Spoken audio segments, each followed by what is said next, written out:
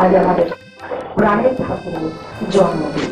আমাদের এই অনুষ্ঠানের যে নাম অন্তরের সুর, এই অন্তরের সুর একমাত্র আমরা প্রাণের ঠাকুরের কাছ থেকেই, মানে আমাদের প্রাণের রবীন্দ্রনাথ ঠাকুরের কাছ থেকেই পেতে পারি। আর এই অন্তরের সুর আজকে বাজাবে আমার কিছু অন্তরের মানুষ, এবং তাদের অন্তরের মানুষরা আজকে আমাদের কাছে শ্রোতা এবং দর্শক। আমার এই অনুষ্ঠানটা ভাবা একটু অন্যরকম ভাবে। সাধারণত রবীন্দ্র জয়ন্তীর যে অনুষ্ঠানগুলো হয় সেটাতে গান থাকে, গান মানে ভোকাল মিউজিক, আর আবৃত্তি থাকে, নাচ থাকে। আজকে কিন্তু আমাদের এই অনুষ্ঠানটিতে শুধুমাত্র যন্ত্রসঙ্গীত। আমার মনে হয় ভালোই লাগবে, কারণ যন্ত্রসঙ্গীতে রবীন্দ্রসঙ্গীতের সুর আমার মনে হয় না যে কোনো অনুষ্ঠান জুড়ে, শুধু বাংলা কেন ভারতবর্ষের কোথাও হয় শুধু যন্ত্রসঙ্গীতের ওপর এই রবীন্দ্র জয়ন্তী।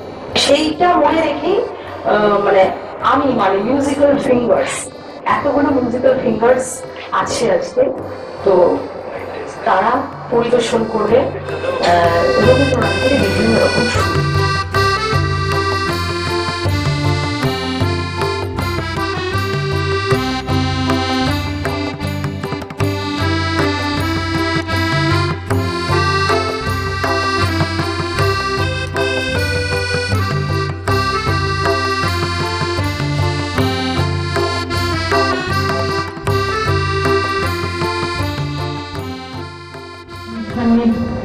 পরিচালনার কিছুটা দায়িত্ব আমি বিদিশার হাতে তুলে দিচ্ছি।